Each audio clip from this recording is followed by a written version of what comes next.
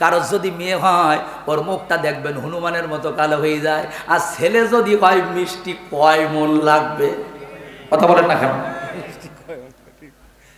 কয় মন মিষ্টি দরকার খালি ছেলে হলে, অথচ এরা জানে না যে ছেলে হওয়া নিয়ামত আর মেয়ে হওয়া রহমত। সুবহানাল্লাহ বলেন। আল্লাহ রসুল নিজেই বলেছেন যে আল্লাহ পাক যার ভালো চায়, যার খুব মঙ্গল চায়, সর্বপ্রথম তার কন্যা সন্তান দেয়। সুবহানাল্লাহ বলবেন না? এই জন্য 3টা কন্যা সন্তান যার, 3টা আল্লাহ জান্নাত তার। সুবহানাল্লাহ। কিন্তু 3টা জিন্সের প্যান্ট পরা মেয়ে যার। কথা বলেন না কেন? 3টা স্কিন ডিভাইডেড প্যান্ট পরা মেয়ে যার। যদি পরিমণি মাহিয়া মাইর মতো মেয়ে হয়, মমতাজ মার্কা মেয়ে যদি কারোর ঘরে থাকে, হায় হায়, তোর কপালে জান্নাত তো দূরের কথা, ওয়াদাইয়ুসুল্লাযী কুররুফি হালিল খবাস। জোরে বলেন কথা ঠিক কিনা? আপনাদের কষ্ট হবে না তো? আমার ভাইজান তো বলতেছিলাম, জাকারিয়া আলাইহিস সালাতু ওয়াস সালামের বয়স 90 বছর, সন্তান চাইছে কার কাছে? আল্লাহ কয় একটা সন্তান আমি দিব। সুবহানাল্লাহ বলবেন না? আমার ভাইজান মজার একটা কথা দেখেন, যখন সর্বপ্রথম সন্তান হয়, মনে করেন আমার ভাই ওবাদুল্লাহ ভাইয়ের একটা ছেলে হলো, নানার বাড়ির থেকে নামের প্রস্তাব আসে, দাদার বাড়ির থেকে নামের প্রস্তাব আসে, ফুফুরা যারা থাকে, খালারা যারা থাকে, আমার ভাতিজার নাম আমি রাখবো। নাম নিয়ে কিন্তু ঝগড়া হয়, ঠিক কিনা কন? কারণ প্রথম সন্তান নাম রাখতে হবে।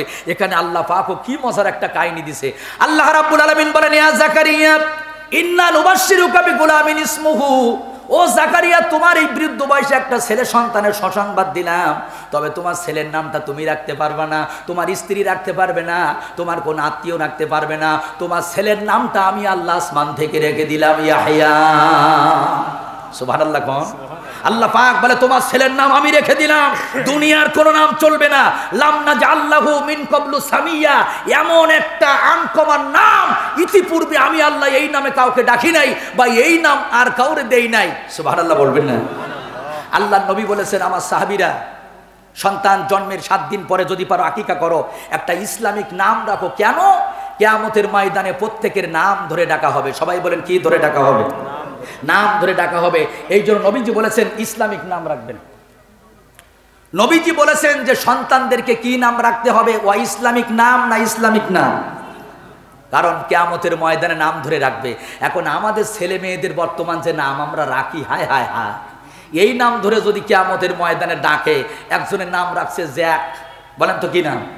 এখন আল্লাহ যদি ডাক দেয়, বাবা জ্যাক, তোর জাহান্নামটা তাকাই তাকাই দেখ। কথা বলেন না কেন? আবার একজনের নাম রাখছে সংগ্রাম, ছেলের নাম মানে বড় ধরনের একটা ঝড় হলে ওর খোঁজ করা লাগবে, জাবদা ঘিরার গায়ে নাই টাওয়ারের পরে, ওর নাম রাখছে বুলেট। ওর নাম কি? বুলেট। বিড়ি গাঁজা খাইতে খাইতে শরীর পাটা ছাগল গন্ধ, ওর নাম রাখছে আতর আলী। গোষ্ঠী সব ভিক্ষা করে খায়, নাম হলো বাদশা। নাম কি? বাদশা। আর যেভাবে নামের এখন ডিজিটাল চলতেছে, আর কদিন পর ছেলেদের নাম হবে রড আর মেয়েদের নাম হবে সিমেন্ট। মানে এই ছাড়া আর পাওয়া যাবে না তো। কথা বলেন না কেন? আমার ভাইজান আমি একবার মাহফিলে যাব ঝিনাইদহ, জুমার নামাজ পড়ে আমি তাড়াতাড়ি করেছি, হঠাৎ করে এক মুসল্লি এসে বলতেছে, হুজুর হুজুর একটুখান দাঁড়ান, 10টা মিনিট সময় দেন। কয়টা মিনিট চাইছে? 10। ভাই আমার তো মাহফিলে যেতে হবে। হুজুর আমার একটা ছেলে হয়েছে, আপনার কাছ থেকে মনে ইচ্ছা, আমার স্ত্রীও বলেছে আসাদুজ্জামানের কাছ থেকে একটা নাম রেখে নেব, হুজুর একটা নাম বলেন। আমি বললাম সবচেয়ে শ্রেষ্ঠ নাম হলো আব্দুল্লাহ, আব্দুর রহমান। কিছুক্ষণ পরে বলল, ভাই এই যে দুটো নাম বললেন, এই দুটো নামের ভিতরে কিরম বয়স্ক বয়স্ক ভাব আছে, এই নাম চলবে না। ও কি মুনিশি জাত আপনি বলেন তো? আরো 10টা নামের কথা বললাম, কয় এটা আমার মামাতো ভাই ছেলের নাম, ওটা আমার ফুফুতো ভাইয়ের ছেলের নাম, ও চলবে না। আমার তখন কি বলবো, উনি বলতে, হুজুর একটা আনকমন নাম রেখে দেন। কি নাম বলেন তো? আনকমন। মানে ও চায় যে ওই নামে যেন বাংলাদেশে আর কারো না থাকে।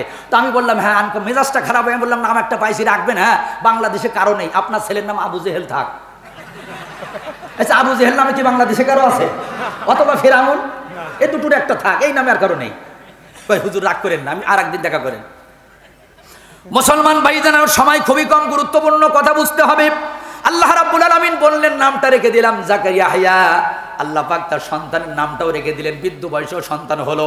এবার আসেন 3 জন নবীর ঘটনা আল্লাহ পাক আমাদেরকে শোনাইছেন। এই ঘটনার থেকে আমাদেরকে শিক্ষা নিতে হবে। স্ত্রী বন্দা, 90 বছরের বয়সের বুড়া।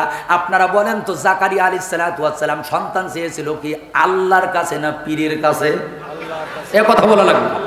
আল্লাহর কাছে। আমাদের ওয়াজের নাম ছিল কি দোয়া কবুল হয় না কেন? ভাইজানেরা আমার 90 বছর পর্যন্ত অপেক্ষা করলেন, কোনো মানুষের কাছে গেলেন না, কবিরাজের কাছে গেলেন না, কোনো তাবিজ নিলেন না, পীরের দরবারে গেলেন না।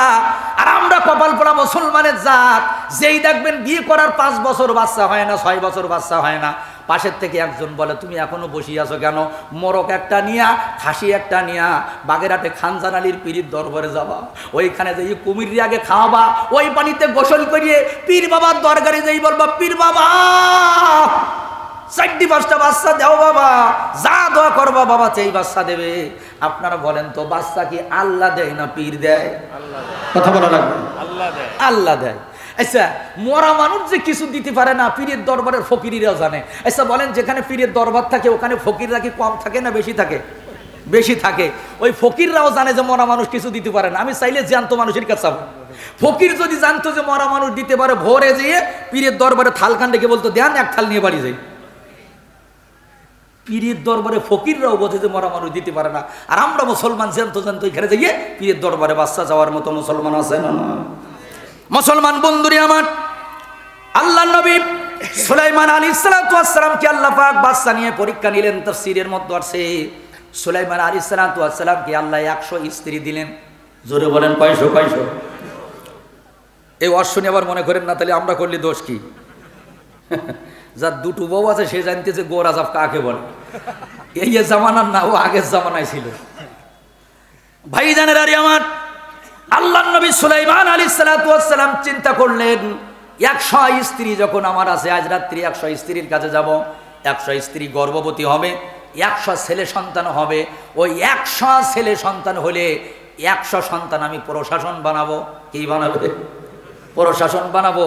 আল্লাহ মনে মনে কয় সুলাইমান নবী হতে পারো, কিন্তু বাচ্চা তো তোমার হাতে না। কার হাতে? উনি 100 স্ত্রীর কাছে গেলেন। কয়েক মাস পরে দেখা গেল 99টা স্ত্রী ফেল, একজন স্ত্রী গর্ভবতী হয়েছে। জোরে বলেন কয়জন? যখন ডেলিভারির সময় হলো, আবার আল্লাহ পাক কুরআনুল কারীমের মধ্যে জানাই দিলেন ওয়ালাকাদ ফাতান্না সুলাইমানা ওয়া আলকাইনা আলা কুরসিয়িহি জাসাদান সুম্মা আনাব। জোরে বলেন আল্লাহু আকবার।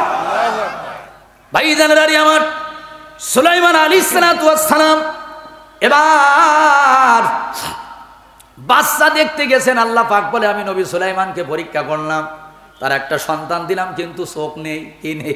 আল্লাহ কয় চোখ দিলাম না, হাত দিলাম না, পা দিলাম না, এমনকি জানটাও দিলাম না। আমি আল্লাহ শুধু গোস্তের একটা দোলা সুলাইমান আলাইহিস সালামের সিংহাসনের পরে রেখে দিলাম। ও সুলাইমান, তুমি তো বাচ্চা দিতে পারো না, কারণ বাচ্চা দেওয়ার মালিক কে? হাদিসের ভিতরে আসছে। আপনার আমার নবী বলেছেন, ও আমার সাহাবীরা, আল্লাহর নবী সুলাইমান আলাইহিস সালাম যদি ওই দিন রাতে স্ত্রীদের কাছে যাওয়ার আগে একবার শুধু ইনশাআল্লাহ বলতো। জোরে বলেন কি বলতো? একটাবার যদি ইনশাআল্লাহ বলতো, আল্লাহর পরে যদি তাওয়াক্কুল করত, বিশ্বনবী নিজেই বলেছেন ওই রাত্রি সুলাইমান আলাইহিস সালামের 100 স্ত্রী গর্ভবতী হতো। সুবহানাল্লাহ। শুধু ইনশাআল্লাহ লাগাই নাই, নবীজি নিজেই বলেছেন আমি খালি ইনশাআল্লাহ বলি নাই, এই জন্য আমার আল্লাহ 16 দিন ওহী বন্ধ করে দিছে।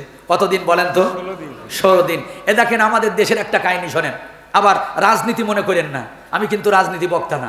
আমার বন্ধুগণ, অনেক রাষ্ট্র আছে এই পৃথিবীতে যারা 50 বছর যুদ্ধ করে এখনো পর্যন্ত বিজয়ের মুখ দেখতে পারে নাই। ঠিক কিনা বলেন? একাধারে 40 বছর যুদ্ধ করতেছে, এখনো তারা স্বাধীনতা পাচ্ছে না। আমি অবাক হয়ে গেলাম। আমার এই ছোট্ট বাংলাদেশে ভারী কোনো অস্ত্র নাই। 1971 সালে এদের কাছে কিছুই ছিল না। পান্তা ভাত ছিল, ঢেপের ভাত ছিল, আর কয়েকটা খেজুরির ডাল ছিল। মাত্র 9টা মাস যুদ্ধ করে ওই পাকিস্তানের বিরুদ্ধে তারা বিজয়ের লাল সূর্য এনে দিয়েছে। এর কারণটা কি? কারণ যত খুঁজেছি একটা কারণ আমি পেয়েছি, সেটা হলো আমাদের বাংলাদেশের এক বর্ষীয়ান নেতা বঙ্গবন্ধু শেখ মুজিবুর রহমান। উনি বলেছিলেন রক্ত যখন দিয়েছি প্রয়োজনে আরো দেব, এই জাতিকে মুক্ত করে ছাড়বো। এরপরে কি বলেছিলেন আপনারা বলেন? ইনশাআল্লাহ।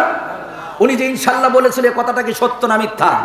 আমার মুসলমান ভাইয়েরা, বঙ্গবন্ধু সেদিন এই ভাষণে বলেছিল ইনশাআল্লাহ। আমার মনে হয় এই ইনশাআল্লাহ লাগানোর কারণে 50 বছর আজকে যারা বিজয় পায় না, 40 বছর যুদ্ধ করে স্বাধীনতা পায় না, এই বাঙালি মাত্র 9 মাস যুদ্ধ করে স্বাধীনতা পেয়েছে। ইনশাআল্লাহ বলার কারণ হতে পারে। কিন্তু হঠাৎ করে আমাদের দেশে কিছু পাতি নেতা, সাথী নেতা, এরা দেখবেন বলে